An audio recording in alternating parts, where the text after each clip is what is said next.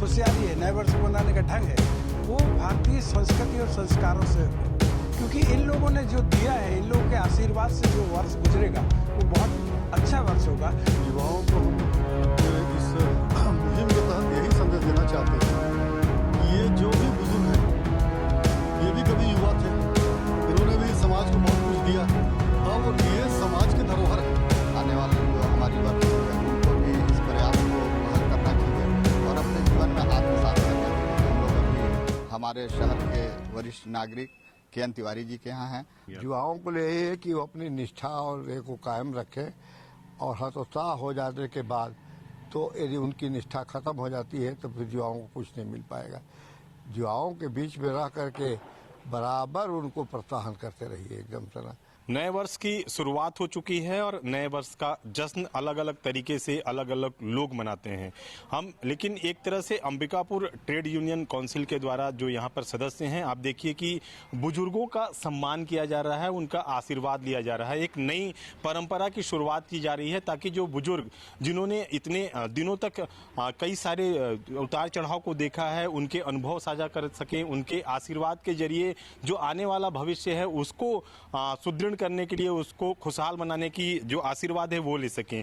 Trade union council के सदस्य अलग अलग सदस्यों के पास पहुंच रहे हैं जो बुजुर्ग हैं और उनका सम्मान कर रहे हैं। इसके पीछे किस तरह की मंशा है, किस तरह की ये शुरुआत है, बात करते हैं। डॉक्टर जेपी श्रीवास्तव हमारे साथ मौजूद हैं। डॉक्टर साहब, जिस तरह से आप लोगों ने शुरुआत की है, क्या उद्देश्य इसका और कितने बुजुर्गों का सम्मान किया जा रहा है? अभी 12-14 लोग हैं बुजुर्ग वरिष्ठ, उन लोगों का हम सम्मान करेंगे जिनकी उम्र 80 से 90-100 साल के बीच में हो गई है। नगर के वरिष्ठ हैं जिन्होंने इस नगर को कुछ दिया है और इसमें ट्रेड यूनियन काउंसिल के द्वारा ये संदेश दिया जा रहा है कि जो नए वर्ष की जो उत्साह है, नए वर्ष की जो खुशहाली है, नए वर्ष को मनाने का ढंग है, वो भारतीय संस्कृति और संस्कारों से हो, क्योंकि इन लोगों ने जो दिया है, इन लोगों के आशीर्वाद से जो वर्ष गुजरेगा वो बहुत अच्छा वर्ष होगा। तो जो नए वर्ष के मनाने में जो विकृतियां आ रही हैं उनको संरचनाओं की तरफ ढालने के लिए ये कार्यक्रम आयोजित किया गया है और इससे 2 फायदे हैं। एक तो काउंसिल को, हम सबको आशीर्वाद मिलेगा बड़ों का, और दूसरा एक संस्कृति और संस्कारों का एक नया संदेश जाएगा। ये देखिए, नए संस्कृति और संस्कार को नई पीढ़ी भी समझ सके, इसके पीछे ये मंशा है। ये बताइए, युवाओं में आजकल जो नए वर्ष मनाने की जो ट्रेंड है वो काफी अलग है, इसके जरिए युवाओं को किस तरह का संदेश मिलेगा? युवाओं को हम अपने इस मुहिम के तहत यही संदेश देना चाहते हैं कि ये जो भी बुजुर्ग हैं, ये भी कभी युवा थे, इन्होंने भी समाज को बहुत कुछ दिया और ये समाज के धरोहर हैं। ये अब अपने परिवार के नहीं है या किसी व्यक्ति विशेष के रूप में नहीं है, ये पूरे समाज के धरोहर हैं, वट वृक्ष है। इनके छांव तले आएंगे तो कुछ न कुछ हमें नया सीखने को मिलेगा और हम समाज को कुछ न कुछ दे पाएंगे, इनके अनुभवों का लाभ ले पाएंगे। यही हम युवाओं को संदेश देना चाहते हैं कि वो भी अपने इस संस्कारों को, भारतीय संस्कारों को, सनातन संस्कारों को ध्यान में रखें और समाज को एक अच्छी दिशा दें। ये बताइए, किस तरह का प्रयास देखते हैं आप, जो ये प्रयास किया जा रहा है कितना अनूठा है और इसको और भी लोगों को किस तरह से पालन करना चाहिए? ये बहुत ही अनूठा प्रयास है और मैं तो कहूँगा कि युवा पीढ़ी को, आने वाले जो हमारी युवा पीढ़ी है उनको भी इस प्रयास को पहल करना चाहिए और अपने जीवन में आत्मसात करना चाहिए। हम लोग अभी हमारे शहर के वरिष्ठ नागरिक के.एन. तिवारी जी के यहाँ हैं। हम सब अपने दिन की जो शुरुआत करते हैं, किसी अच्छे कार्यों की शुरुआत करते हैं तो हम अपने बड़े बुजुर्गों का आशीर्वाद लेके करते हैं। हम लोग इसी सब कड़ी में आज हमारे शहर के सबसे वरिष्ठ नागरिक और अधिवक्ता जी के यहाँ हम लोग उनका चरण छूकर, उनका आशीर्वाद लेकर हम अपने नए साल की शुरुआत करने आए हैं। देखिए, नए साल की शुरुआत सिर्फ जो बुजुर्ग हैं उनके आशीर्वाद से न सिर्फ दिन की शुरुआत अच्छी होगी बल्कि जो आने वाला भविष्य है उसको गढ़ने में भी काफी मदद मिलेगी। के.एन. तिवारी जो वरिष्ठ यहाँ पर मौजूद हैं, वरिष्ठ जन हैं, अधिवक्ता के रूप में भी इन्होंने काम किया है। ये बताइए कि इस तरह का प्रयास जो ट्रेड काउंसिल ने शुरू किया है, क्या कहना चाहेंगे?